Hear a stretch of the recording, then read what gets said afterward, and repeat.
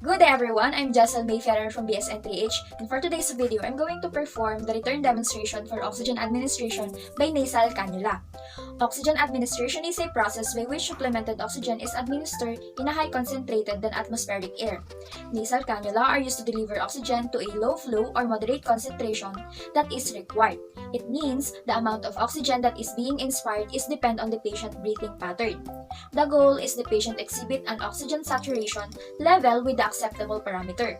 The equipment that will be needed is we must check for oxygen delivery devices as ordered by the healthcare provider, oxygen tubing, consider extension tubing, humidifier if indicated, sterile water for humidifier, oxygen source, oxygen flow meter, appropriate room signs. Implementation: bring necessary equipment to the bedside stand or overbed table for us to reduce the time and effort. Perform hand hygiene and put on PPE if indicated to avoid cross-contamination and spreading of microorganisms.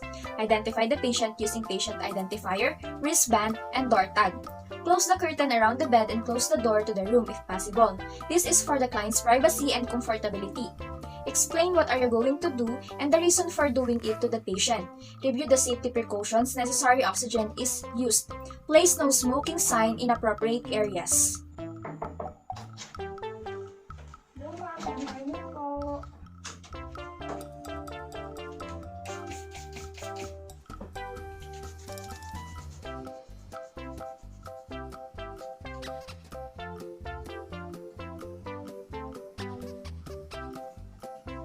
Good morning, ma'am. I'm Jessel Mayfarer from NUSD, and I'll be your student nurse for today. May I know your name, age, and birth date?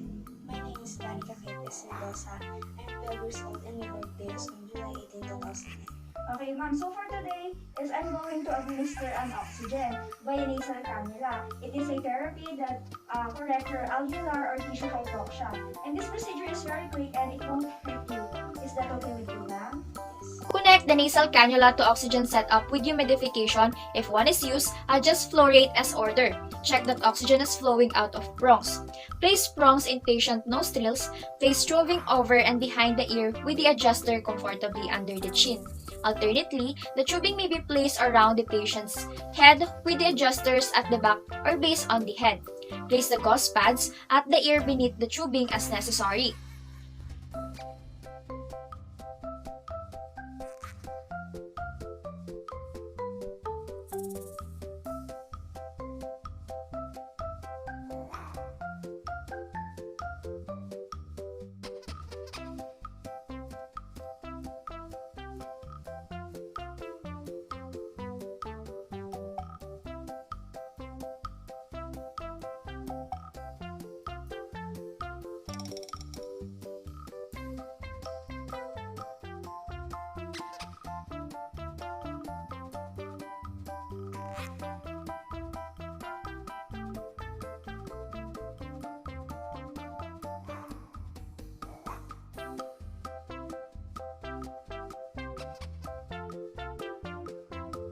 Adjust the fit of the cannula as necessary. Tubing should be strong but not tight against the skin.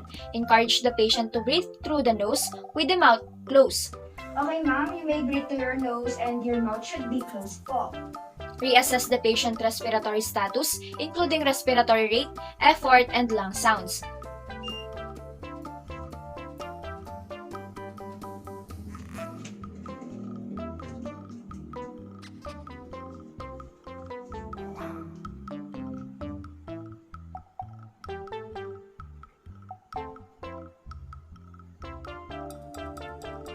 Note any signs of respiratory distress such as tachypnea, nasal clearings, use accessory muscles or dyspnea. Remove PPE if used, perform hand hygiene, and document.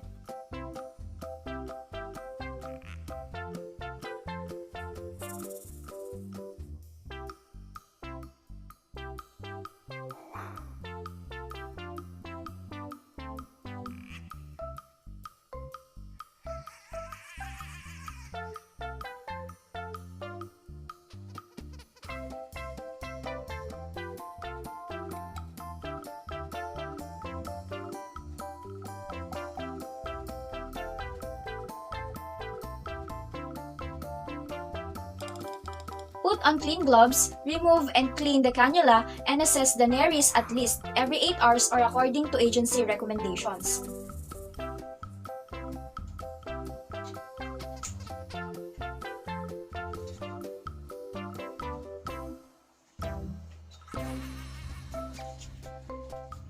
Check nares for evidence of the irritation or bleeding.